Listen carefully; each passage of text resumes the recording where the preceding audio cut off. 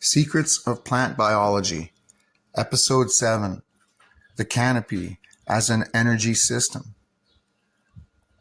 Once a plant enters full development above the soil, its structure begins to resemble something closer to an engineered system than a simple organism. What appears to be a random arrangement of stems and leaves is actually a highly organized framework designed around one central constraint: the movement and capture of energy. The canopy is not just the top of the plant, it is the interface between light and biology, a dynamic surface where energy enters the system and is distributed downward into every other function of growth.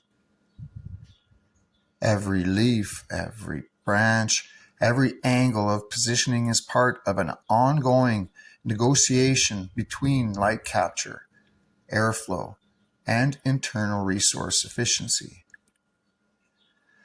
Light does not arrive evenly in nature. It comes from shifting angles, changing intensities, and varying durations throughout the day. The plant must continuously adapt its structure to optimize exposure under these changing conditions. Leaves orient themselves to reduce shadowing, maximize absorption, and avoid wasting energy on self-obstruction. This is where canopy architecture becomes critical.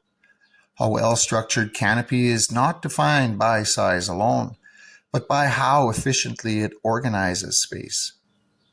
Light must be able to penetrate beyond the outermost leaves and reach deeper layers of growth. Without this penetration, lower regions of the plant become metabolically underutilized, relying on limited energy supply and reducing overall productivity. At the same time, the canopy must manage airflow. Plants do not exist in a vacuum. They exist in moving air, carrying moisture, temperature shifts, and environmental signals.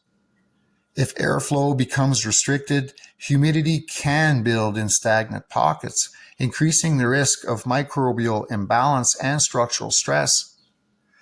If airflow is too strong, it can increase water loss and force the plant into constant defensive regulation. The plant is constantly balancing these opposing forces, capturing as much light as possible while maintaining an environment that remains stable enough for sustained metabolic activity. Branching structure plays a major role in this balance. Each branch is both a support and a distribution channel. It carries energy, water, and nutrients into specific regions of the plant while also positioning leaves in space. The angle and spacing of branches determine how light is shared across the canopy and how efficiently internal resources are allocated. In many ways, the plant is constructing a three-dimensional map of energy flow. Areas that receive more light become dominant sources of energy production. Areas that receive less light become dependent regions, relying on internal redistribution. This creates a hierarchy of energy within the plant that is constantly adjusting based on environmental conditions.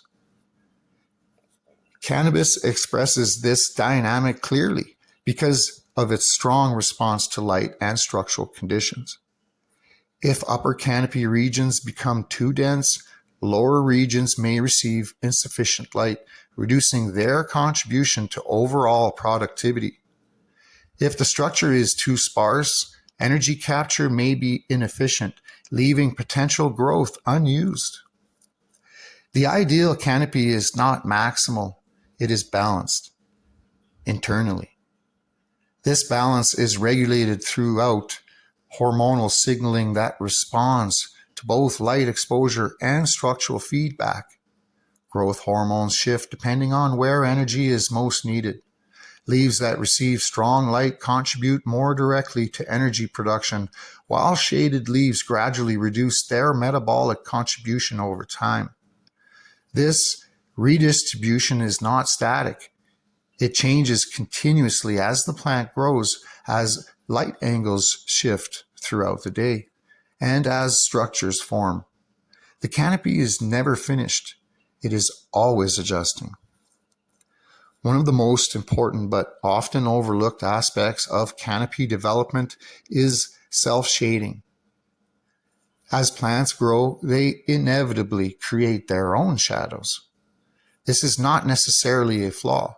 It is part of a structural evolution, but unmanaged self-shading can reduce efficiency if lower regions become completely disconnected from meaningful light exposure. To compensate, plants adjust leaf angles, spacing between nodes, and overall structural spacing. Some leaves reposition themselves to capture indirect light. Others gradually reduce their energy investment if they become too shaded to contribute effectively. This is an ongoing optimization process happening at the level of individual tissues. Air movement through the canopy also influences structural development over time. Gentle, consistent airflow helps stabilize temperature and humidity distribution across the plant surfaces. It also provides mechanical feedback that reinforces stem strength and overall structure resilience. In its absence, dense canopy regions can become microenvironments with very different conditions than the surrounding space.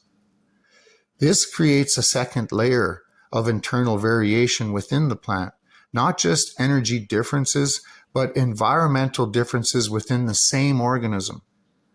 Water movement through the canopy is equally important. Transpiration from leaves create upward pull from the root system, driving continuous circulation of water and dissolved nutrients. The canopy is not just receiving energy, it is actively participating in the movement of resources throughout the entire plant. In this sense, the canopy functions as both receiver and regulator. It determines how much energy enters the system and influences how that energy is distributed downward into structural and metabolic processes. As flowering progresses, canopy dynamics become even more significant. Energy begins shifting away from general growth and toward reproductive development. This changes how resources are allocated across the structure. Some regions become more dominant energy sinks, while others reduce their metabolic activity to support focused development.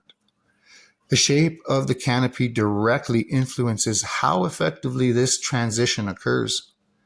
A well-balanced structure allows energy to reach deeper reproductive sites without excessive loss. An unbalanced structure can create bottlenecks, where energy is concentrated too heavily in certain regions while others become underdeveloped. What appears from the outside as static shape is actually a constantly shifting energy network. Every change in light, airflow, or internal signaling alters how the canopy functions as a system. And perhaps the most important realization is this: the canopy is not just what the plant shows to the world, it is how the plant organizes its access to the world. It is not decoration, it is infrastructure. A living architecture built not for appearance, but for the continuous management of energy, space, and survival.